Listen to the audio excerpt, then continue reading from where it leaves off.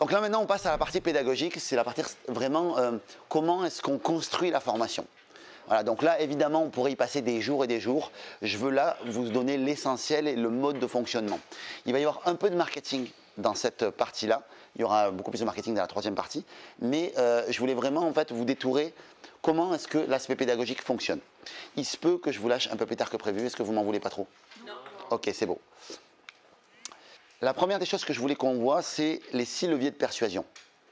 Je vous ai parlé hier de Robert Cialdini, vous vous rappelez?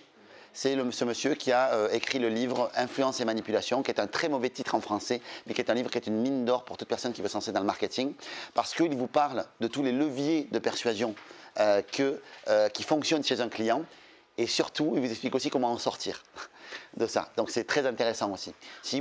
Parce qu'il y a des gens qui utilisent ces leviers de persuasion, les pervers narcissiques, ce genre de personnes, et donc du coup, il faut voir comment est-ce qu'on peut sortir de ça. Et donc du coup, voilà, les leviers sont les suivants. Le premier, c'est la réciprocité. Ils ont fait une étude de la secte Krishna. Vous connaissez Krishna? Ouais. Voilà, c'est une secte pour certains, une religion pour d'autres, on s'en fout. Dans les faits, ils étaient très malins, Krishna, parce qu'à l'entrée des marchés, ils vous donnaient une rose. C'est-à-dire que vous aviez en fait quelqu'un, il te tend la rose. Et tu sais, quand on te tend quelque chose, la première chose que tu fais, c'est que tu attrapes. C'est qu'on te tend un truc, en fait, avec vraiment. On te le met dans la main, même carrément, tu vois, on t'attrape une rose. Donc, malgré toi, tu as une rose dans ta main, tu dis non, mais j'en veux pas. Et la personne, non, on vous en a offert, on vous l'a offert, voilà, vous le gardez. Et puis, comme c'est une rose, c'est vivant, généralement, les gens, ils la jettent pas. Ils le jettent pas, tu vois, donc ils le gardent. Ils se disent putain, merde, voilà. Et à la sortie du marché, il y a des adeptes donc des rabatteurs qui vont chercher les gens, qui disent ah bonjour, vous avez la rose, on vous a donné la rose, ben nous c'est nous, voilà, est-ce que vous voulez bien nous écouter 2 secondes? Et ils font remplir une espèce de questionnaire, tu sais, c'est comme ça qu'ils commencent à embrigader les gens. Ils ont recruté un maximum grâce à cette technique-là. Pourquoi? Parce que les gens, pourtant ils n'en voulaient pas, mais ils se sentaient quelque part un peu redevables du truc de se dire, voilà, et c'est fou parce que même ça comptait pas vraiment pour eux, en fait, de manière éthique. En fait, et de manière, on va dire, très claire, en fait, vous pouvez utiliser ça dans votre formation, et même en marketing, mais dans votre formation, en ayant une posture très sympathique, évidemment, une posture de formateur qui est droit dans ses baskets, mais également une posture, en fait, où vous donnez énormément de valeur. Plus vous allez donner de valeur aux personnes que vous allez former, et plus les gens vont se dire, putain, ce formateur ou cette formatrice est génial. Et du coup, ils vont se dire, c'est vraiment des super conseils qu'ils donnent, la valeur est vraiment puissante. Il faut juste que je vous donne, moi en tant que formateur, si je mets ma casquette de formateur, un maximum de valeur qui vous intéresse à vous. D'où l'intérêt de vous sonder, d'aller vous demander, tiens, qu'est-ce qui t'intéresse à toi? Qu'est-ce que vous voulez? Qu'est-ce que vous aimeriez comme contenu? De régulièrement vous poser des questions et faire des questions-réponses. Comme ça, je peux répondre à des questions qui sont importantes pour vous, de manière assez substantielle. Et comme ça, vous repartez avec une vraie bonne info. Même si ce n'était pas prévu, on s'en fout. L'essentiel, c'est de donner, d'être généreux, en fait. C'est ça. Soyez un maximum. Plus vous allez être généreux dans votre formation, et plus vous allez avoir des retours, du bouche à oreille, et tout ça. Voilà. Moi, en tout cas, je fonctionne comme ça, et ça marche très très bien, sachez-le. Et je ne le fais pas, c'est parce que je suis naturellement comme ça. Hein. Je ne le fais pas par calcul ou autre. On va dire que c'est un levier que j'adore. Le levier que j'aime le moins, c'est la rareté. Mais bon, on y viendra après. La rareté, je vous en parlerai tout à l'heure. Ouais, je vais vous en parler dans 5 points, dans 3 points. Ensuite, l'engagement et la cohérence. Ça, c'est très étonnant. C'est très, très étonnant. Mais en fait, plus on va engager les gens dans une formation. Donc, par exemple, si je vous demande de lever la main, voilà, et que certains ne le font pas, hein, voilà, parce que j'ai des petits rebelles. Merci beaucoup les copains qui lèvent la main, ok. Donc voilà, est-ce que vous êtes d'accord avec moi? Oui. Donc voilà, quand je vous demande de lever la main, quelque part je vous engage. Et si vous avez commencé à lever la main, en fait, ça va vous mettre dans un processus où vous êtes engagé à ce que je vais dire. Donc si je vous dis, est-ce que vous êtes d'accord avec moi pour ça, je pourrais pouvoir aller graduellement vous amener ailleurs. Donc au début, on va parler tout à l'heure des types d'exercices qu'on donne. Au début, on donne des exercices ultra faciles, inoffensifs. Lever la main, c'est inoffensif. Puis petit à petit, on va se déplacer vers des exercices beaucoup plus d'introspection. Mais si je vous demande d'entrer de faire un exercice d'introspection, d'aller chercher en vous-même des choses et que vous n'avez pas commencé à vous engager avant, ce sera plus compliqué. Vous allez peut-être pouvoir le faire, mais ça va être plus compliqué. Regardez sur Internet comment ça fonctionne quand on achète un produit. Au début, on vous promet un cadeau contre un mail. vous payez avec un mail. Donc vous vous engagez une première fois avec un mail. C'est un petit engagement, mais ça reste un engagement quand même, parce qu'aujourd'hui, avec le flot de mails qu'on envoie, ça reste quand même aujourd'hui, attends, je ne couche pas le premier soir, monsieur. Tu veux mon mail? Je veux d'abord savoir ce que tu vas me dire. Et ce que tu veux m'apporter. Donc du coup, la partie freemium, elle augmente de plus en plus. Sur la partie mail, en tout cas, aujourd'hui, il faut donner beaucoup de valeur pour choper un mail, il faut donner de la valeur. Donc, on donne une valeur qui est intéressante pour la personne. Ensuite, une fois que la personne, elle s'est engagée, elle a donné son mail, elle s'est engagée, elle a fait un premier pas vers moi, eh ben, elle sera beaucoup plus enclin à en faire un second, en fait. Quand je vais lui proposer un produit à 27 €, de suite après, elle se dit, bon, j'ai donné mon mail, c'est 27 balles, c'est rien, allez, j'y vais. Boum. Là, moi, en tant qu'entrepreneur, j'ai rentabilisé un peu ma pub. Et de l'autre côté, j'ai quelqu'un qui s'est engagé, qui a commencé à payer chez moi. En fait, donc du coup, comme il a compris, c'est une preuve de confiance incroyable que la personne ait commencé à payer. Donc, si tu maintiens une bonne relation avec la personne, on va voir tout à l'heure la notion de relation cet après-midi dans la partie marketing. Je garde une bonne relation avec la personne. Boum, je lui propose un produit à 300 €. Elle va peut-être me le prendre. Et petit à petit, boum, je la fais grandir vers mes offres un petit peu plus premium. Après, il y a de l'intelligence à mettre dans ces listes et dans comment est-ce qu'on peut proposer la bonne offre à la bonne personne. Mais ceci dit, ça commence comme ça, c'est de l'engagement. C'est commencer à faire les choses. Moi, je sais que j'ai besoin, pour me mettre en action, de faire rouler la balle. De commencer à faire rouler la balle. Je suis capable d'aller très loin, mais j'ai besoin de commencer à faire rouler la balle. Tant que je tiens la balle dans ma main, je ne fais pas. Je sais que quand je lance un projet, je commence immédiatement à appeler mon comptable. Je lui dis, tiens, en fait, on va peut-être lancer un truc, on va peut-être monter une boîte là-dessus. Est-ce qu'on peut commencer? Est-ce que tu peux m'envoyer des statuts pour ça, ça, ça et ça? Ça met en marche la machine. Tiens, là, on devait voir pour tel fournisseur. Attends, on va l'appeler et voir de suite si je mets en marche le truc. J'ai besoin de ça. Quand je commence à faire quelque chose, moi, j'ai besoin de faire un tout petit truc qui va amorcer la chose. D'ailleurs, c'est un hack anti-procrastination, ça. C'est de se dire, si je n'ai pas envie de faire un truc, quelle est la plus petite chose que je peux faire? Je vous parlais de prospection. Quand je prospecte, mon premier objectif, c'est d'abord de décrocher le téléphone. C'est mon premier objectif. One point. Après, je compose le numéro. Après, je tombe sur la personne, je la fais sourire. Et ensuite, la vente, ça vient après. Mais plus je vais faire l'action de décrocher mon téléphone souvent, juste le décrocher, même si je le raccroche de suite. Mais quand tu l'as décroché, tu te dis, c'est con de ne pas faire le numéro maintenant. Donc, tu fais ça, tu fais le numéro. Une fois que tu as fait le numéro, tu te dis, ce serait con de raccrocher au nez à la personne quand même. Tu vois? Donc après, tu vas parler à la personne et puis tu dis à la personne, tu dis, bah, je vais quand même passer mon message tant que je peux et je vais la solliciter sur ce que je dois faire. C'est con, je suis arrivé jusque-là. Et donc voilà, c'est un petit peu vous avez vu ce qu'il explique très bien, Forrest Gump. Quand à un moment, il se met à courir. Il dit, oh ben, je suis arrivé au bout de la maison. Et puis, quand je suis arrivé au bout de la maison, je me suis dit que je pourrais aller peut-être au bout du chemin. Puis, il va au bout du chemin. Puis, comme je suis arrivé au bout du chemin, je me suis dit que je pouvais peut-être aller dans la ville. Et puis, comme je suis arrivé dans la ville, je me suis dit que je pouvais peut-être aller jusqu'au bout du comté. Puis, quand j'avais faim, je mangeais. Quand j'avais soif, je buvais. Quand j'avais envie de dormir, je dormais. Puis après, j'allais plus loin. Et de plus en plus loin. Et c'est comme ça qu'il devient un symbole de manière tout à fait hasardeuse. Mais c'est pareil, c'est une notion d'engagement. Tu as commencé à faire un truc, tu dis, pourquoi j'irai pas plus loin? Je suis arrivé jusque-là, c'est con. C'est pour ça que c'est le début, en fait, qui est dur à amorcer. Et donc, du coup, c'est pareil pour un client. L'engagement, c'est cette notion d'engagement qui est importante. Et là, il y a un exemple que Robert Cialdini donne, il en donne plein, mais celui-là est saisissant, je trouve. C'est que Robert Cialdini, avec un ami, vous lirez l'histoire, se retrouve dans un séminaire où une personne a vendu donc un séminaire. Il vend en fait l'idée qu'il élimine le mal de tête, la migraine, la personne. Et donc le conférencier donc est en train de faire son pitch, tout ça, et puis à un moment donné, il dit plein de conneries. Et le pote de Robert Cialdini, qui est un neurologue, tout ça machin, il dit, mais il dit une connerie, le mec. Puis il continue à parler, le gars, il continue à faire son pitch, il dit 2, 3 conneries, 4 conneries, 5 conneries. Pardon, je ne suis pas très distingué, vous le saurez. Ma casquette de formateur, ben, il vaut mieux être distingué, mais bon, je ne suis pas parfait. Voilà. Donc du coup, 2 conneries, 3 conneries, 4 conneries, 5 conneries, et puis au bout d'un moment, le mec, il boue, il explose, et devant toute l'assemblée, il se lève et il démonte complètement l'argumentation du conférencier. Il le démonte, il le déchire. Je n'aimerais pas être à la place du conférencier à ce moment-là. Je dois t'avouer qu'à mon avis, tu dois te mettre dans un trou de souris, tu vois, et te dire, je vais attendre que l'orage passe. Et le mec essaie de s'en sortir, mais il n'y arrive pas. Et il démonte, mais vraiment de manière extrêmement chirurgicale, chaque point de son argumentation. Et le gars, il dit, ouais, mais c'est comme ça. Voilà. Bon, il se rassoit. Au moment, en fait, où le mec fait son pitch de vente, et où il propose de vendre, tu as les gens se ruent sur l'atelier pour l'anti-migraine le niveau supérieur. Donc pour payer un truc supérieur. Il ne comprend pas en fait. Il dit, Robert Cialdini, il dit, attends, je ne comprends pas. Tiens. Donc il va voir les gens qui ont acheté. Il dit, excusez-moi, pardon. Il dit, juste, vous m'avez entendu ou j'ai tout dit dans ma tête. En fait, j'ai cru que je l'avais dit, mais je ne l'ai pas dit en fait. Il n'y a que mon pote qui l'a entendu. Et la personne, non, on vous a entendu. On a entendu ce que vous disiez, mais on n'a pas d'autre solution. On est venu jusque-là, on n'est pas venu pour rien. Donc du coup, on fait et on prend.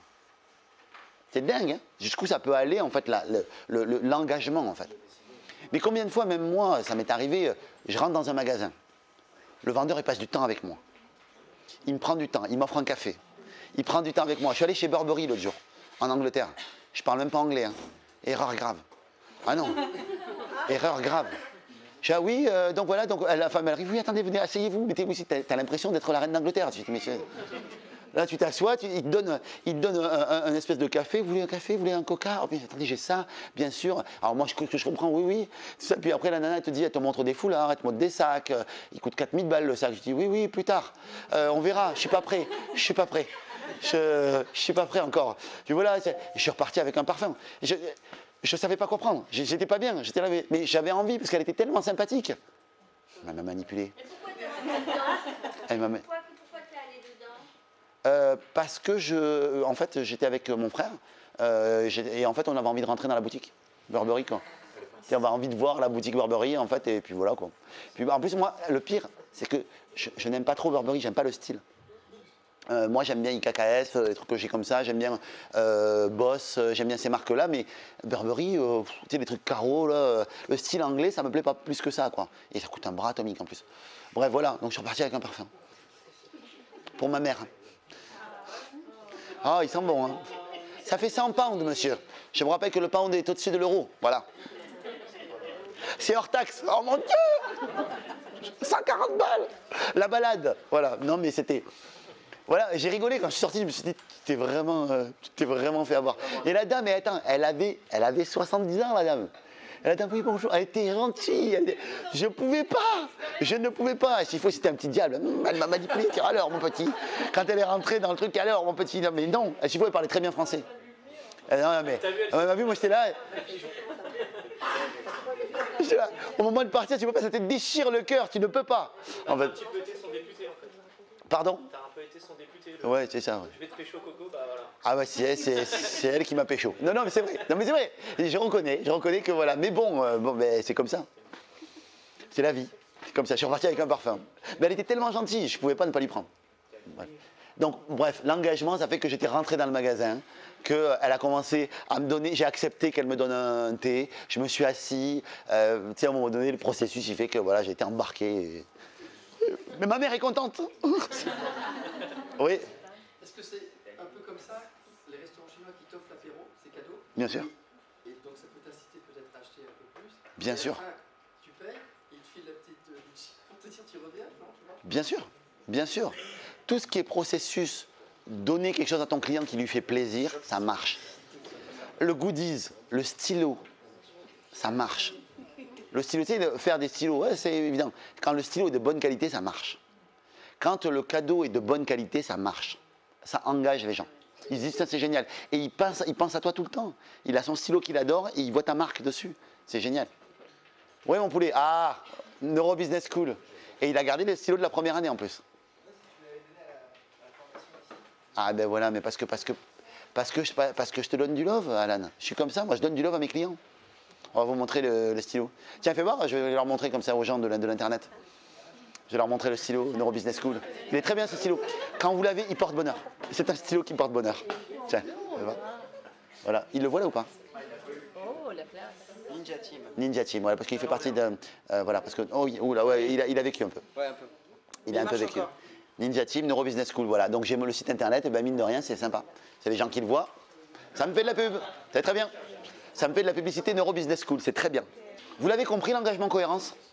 Ok, c'est clair. Réciprocité, engagement, cohérence. Donc, dans la formation, dans le domaine de la formation, puisque là on parle de stratégie pédagogique, c'est engager les gens, les faire danser, les engager, leur dire vous êtes d'accord avec moi, engager l'audience, toujours. Et quand vous serez sur Internet également, engagez l'audience au maximum. Laissez des commentaires, Dites-moi, c'est toujours intéressant d'engager parce que du coup, les gens sont habitués de faire des choses avec vous, pour vous. Et après, quand vous les amènerez devant une offre, ils seront plus enclins, s'ils ont été habitués, que si vous mettez une offre de but en blanc comme ça. La marche sera un peu moins haute pour eux. Donc tous ces éléments-là sont importants.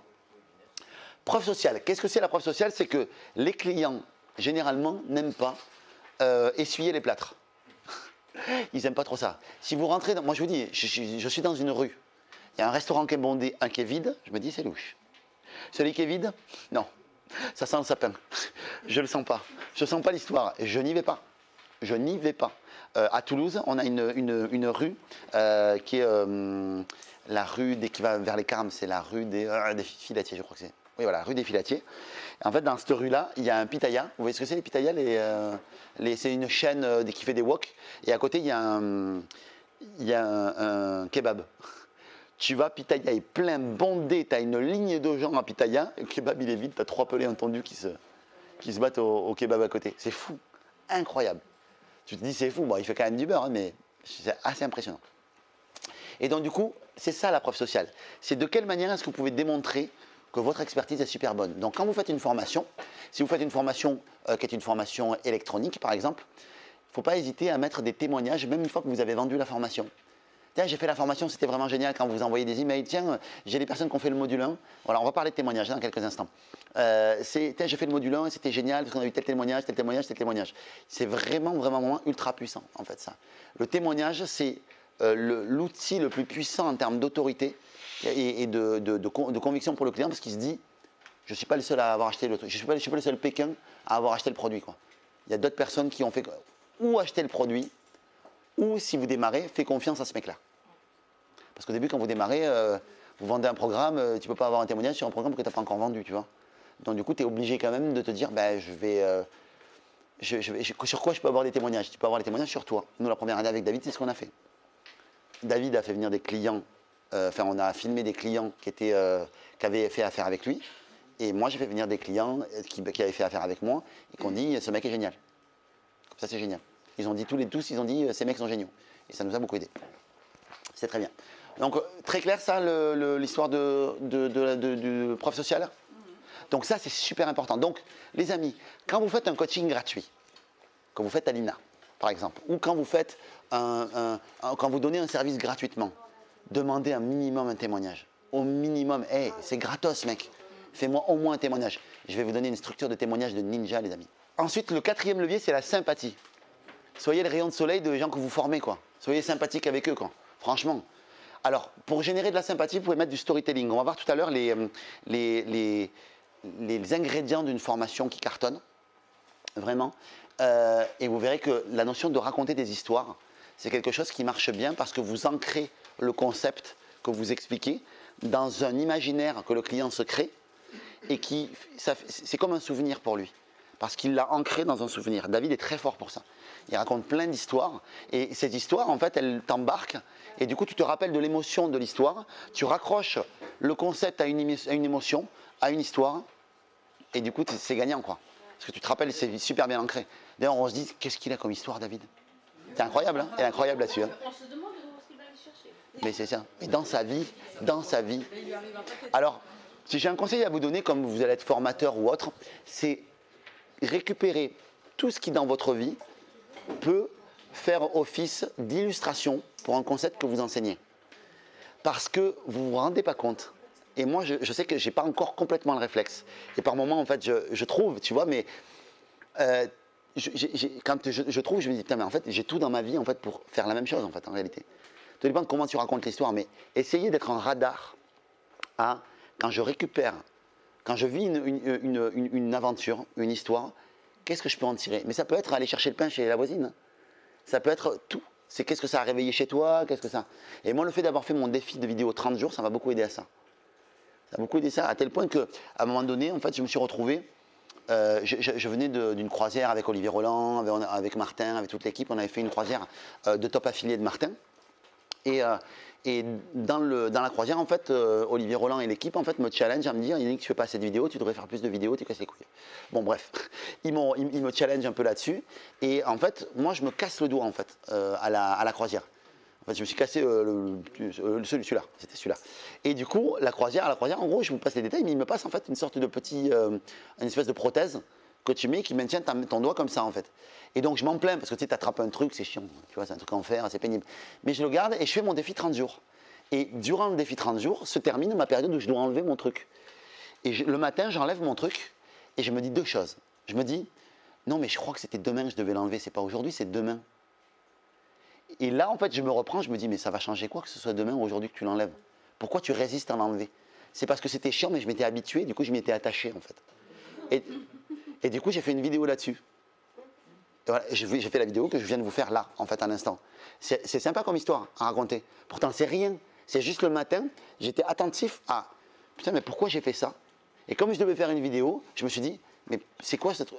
Alors que c'est une petite aventure. Jamais avant, j'aurais pensé à en parler de ça. Et pourtant, là, t'en parles. Donc, du coup, c'est des histoires qui sont sympas à écouter, qui ne sont pas longues à écouter, et qui à la fois peuvent t'ancrer sur un concept sympa. De à quel point tu peux t'habituer à ton inconfort. Une bagatelle. Ah, Richard est dans la place.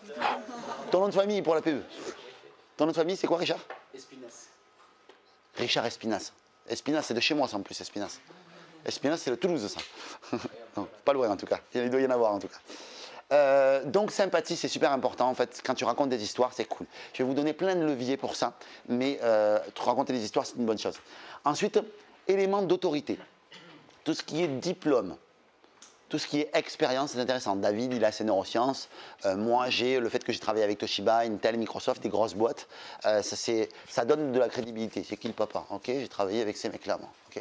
Donc voilà. Et plus tu travailles avec des clients, plus ça te donne de l'autorité. Plus tu croises. Quand on me voit que je suis avec Smaïn sur scène, on se dit, le mec, voilà. Quand on voit que je suis avec les Bogdanov sur scène, on se dit, le mec, il connaît des gens. Tu vois, tu te dis, ça donne de l'autorité, de la puissance dans tout ça. Donc, je vous conseille, à chaque fois quand vous êtes en compagnie de personnes que vos clients peuvent apprécier, de faire des selfies avec eux tout le temps. C'est pour ça que moi, je ne refuse jamais de faire un selfie avec quelqu'un en disant non, je suis une star, mais non merci, tu l'as payé. Non, je refuse jamais parce que je sais à quel point en fait, ça donne de la valeur en fait, à ce que vous faites. Quand vous faites une photo avec David, c'est précieux. C'est très bien de faire ça parce que du coup, les gens qui adorent David, qui regardent sa chaîne et qui voient que vous êtes formé par lui, ils se disent putain, c'est pas du flan. Le mec, il est formé avec David, il était avec lui ou elle était avec lui. Génial. Tu vois, donc c'est très bien à faire ça. C'est clair ça, cette histoire d'autorité? Ouais. Vous avez une expérience que je vous invite à aller regarder sur internet, qui est l'expérience de 1000 grammes. Vous avez déjà entendu parler de cette expérience? L'expérience de 1000 grammes. 1000 grammes sur l'engagement et l'autorité. En fait, ils ont expliqué en gros scientifiquement pourquoi est-ce que tu avais des nazis qui ont appuyé sur le bouton quand il fallait faire cramer des gens en fait, et tuer des gens en fait. Et voilà, ils se sont servis de deux leviers, engagement, cohérence et autorité. Beaucoup. C'est-à-dire que c'est l'autorité. Ils se sont déchargés de la culpabilité. C'est-à-dire que l'expérience, elle est saisissante. Vous avez un extrait de film qui s'appelle I comme Icar. Vous tapez ça sur Internet, extrait, expérience de 1000 grammes. Vous voyez l'expérience, c'est édifiant. Ils l'ont même fait en vrai de nos jours, l'expérience. Ils ont fait un jeu réel là-dessus. Et ça a fonctionné vraiment. Donc alors, je ne vous cache pas qu'il faut regarder un Disney juste après. Voilà. Regardez, mais je vous mettrai sous la vidéo l'exemple, mais c'est un exemple qui est assez choquant, je vous préfère vous le dire. Et tout ça pour vous dire que l'autorité, la puissance de l'autorité, le fait de se déculpabiliser, que la personne dise « Non mais moi je ne peux pas le torturer cette personne-là, je prends la responsabilité, appuyez sur le bouton. » Si c'est vous qui prenez la responsabilité, ok. Mais c'est la personne qui appuie sur le bouton quand même. Tu vois? Et elle appuie jusqu'à un niveau très très haut de torture pour la personne. C'est fou. C'est comme ça. Voilà, en tout cas, c'est un élément important. Donc, tout ce qui est diplôme, tout ce qui peut faire office d'autorité. Et quand on est un formateur, c'est intéressant aussi. Quand vous allez chez le médecin, vous avez ces diplômes d'afficher. C'est un petit peu pareil pour vous. Tout ce qui peut prouver votre autorité, c'est bien. Maintenant, c'est la rareté. Alors moi, l'autorité, pareil, je ne suis pas un grand fan spécialement, mais je le fais parce que je me rends compte que quand tu ne le mets pas, les mecs ils se disent, mais pourquoi toi? T'es qui toi? Ben, élément d'autorité, c'est intéressant. Okay, donc, rareté, c'est celui que j'aime le moins, mais qui pourtant, et j'ai essayé de faire des offres sans, je me suis vautré. Je vous le dis, hein, j'ai essayé de faire des offres sans, c'est exactement ce que tu disais tout à l'heure. Tu disais pourquoi on te presse, on te met un temps ou autre. Objectivement, en marketing, en vente, si tu ne mets pas de rareté dans ce que tu fais, ça perd de la valeur. Si quand tu es en posture de formateur, tu ne dis pas à un moment donné, le conseil que je lui donne, en fait, c'est un conseil que je donne à personne, ou un conseil important, ou un conseil que vous ne trouverez pas ailleurs, les gens se disent « Oh, là, il faut que j'écoute parce que c'est un conseil vraiment important ». Et donc, du coup, les gens écoutent, ils sont attentifs particulièrement. Donc, mettre de la rareté dans ton enseignement, tu peux le faire aussi. Okay, on verra après comment on met ça dans le marketing, mais c'est assez évident, j'imagine, quand vous voyez le truc. Donc voilà pour les 6 leviers de persuasion qui font pour office d'amorce en fait, à ce module sur l'apprentissage, parce que vous verrez que j'ai saupoudré un petit peu tout l'apprentissage de ces leviers-là, parce que ça me paraît important en fait, de les ajouter. Et que vos formations aussi vendent vos prochaines formations. Et ça, c'est intéressant. Sans avoir l'air de les vendre. C'est ça qui est cool. C'est que vous le faites naturellement et ça vient. C'est juste qu'il faut penser à le faire et à en parler. Et à en parler comme il faut.